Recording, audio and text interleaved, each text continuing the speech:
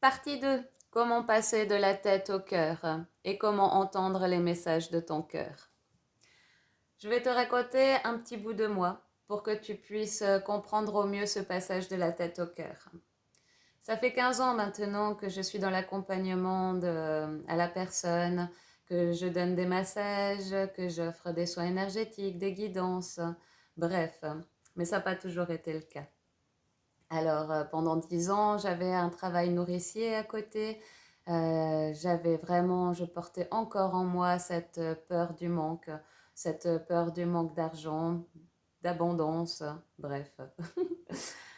Et en 2019, j'ai senti cet appel tellement fort, mais tellement fort que je ne pouvais plus l'ignorer. Je me voyais même marcher, tu sais, au bord de la falaise, parce qu'il n'y avait plus de chemin. Il n'y avait plus de continuité. Là, deux choix s'offraient à moi. Ou je continue sur cette falaise à marcher tout sur le bord, en n'osant jamais sauter, en n'osant pas m'ouvrir complètement à cet inconnu, ou alors je sautais carrément dans la falaise, dans l'inconnu, dans là où je ne connaissais pas. Et j'ai sauté. J'ai sauté, forcément, c'était trop fort. Et voilà, j'ai été le cœur grand ouvert, en pleine joie, en pleine foi aussi, totale. Voilà. Et qu'est-ce qui s'est passé en 2019? Le confinement. Donc, les premières semaines ont été tip-top, les clients affluaient, j'avais l'abondance, tout allait bien. Et 2010, ouais, fin du mois, hop, confinement. Et là, c'est ce que je veux te dire, c'est que l'univers te demandera toujours une confirmation de ta foi. Donc, es-tu réellement prêt à sauter le pas?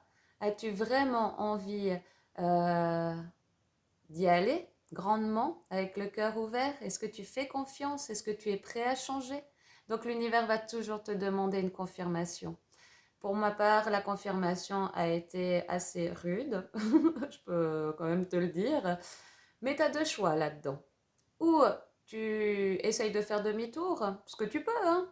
Bien sûr, ta peur est trop forte, ce n'est pas le moment, tu n'es pas prêt. Voilà, tu repars dans un travail nourricier dès que le confinement ou dès que la situation te le permet. Pas de souci. Ou alors, tu fais comme moi. Tu éclates de rire en disant, mais c'est un sketch. Nous sommes véritablement dans un jeu, comme un jeu vidéo qui te demande à chaque fois de passer les niveaux supérieurs. Voilà, tu éclates de rire et tu dis bah oui, bah il n'y a pas de souci, je prends du repos, je me prends quelques semaines de vacances là pendant ce Covid et je repars de plus belle. Mais ça ne changera pas ma foi, je sais que c'est mon juste chemin pour moi. Et tu confirmes ça à l'univers en gardant foi en toi, en ce qui est plus grand que toi et en l'univers. Et tu y vas, tu continues. Et tu verras, ça va se dégager direct après.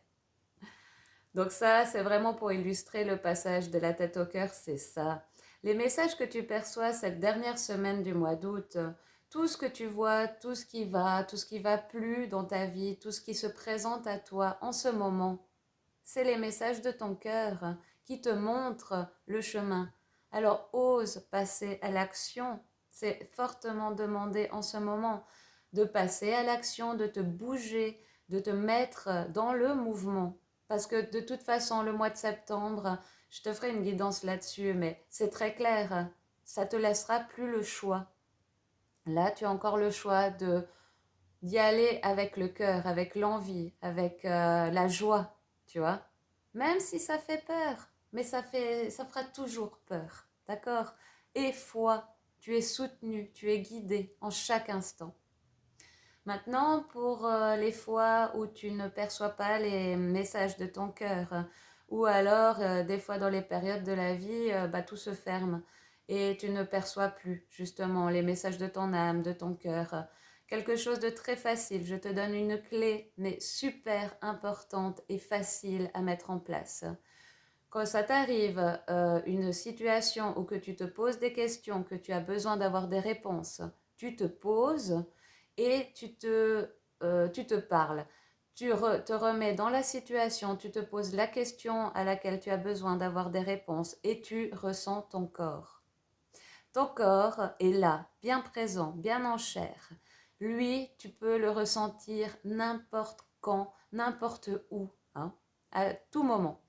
Donc, tu te poses cette question et tu vas ressentir directement si le corps est dans la totale fluidité, si il est complètement harmonieux, si ta respiration est fluide, si tu as même ce petit sourire qui commence à émerger sur ton visage, si tu ressens cette chaleur, cette joie qui t'emporte, eh bien c'est un grand oui.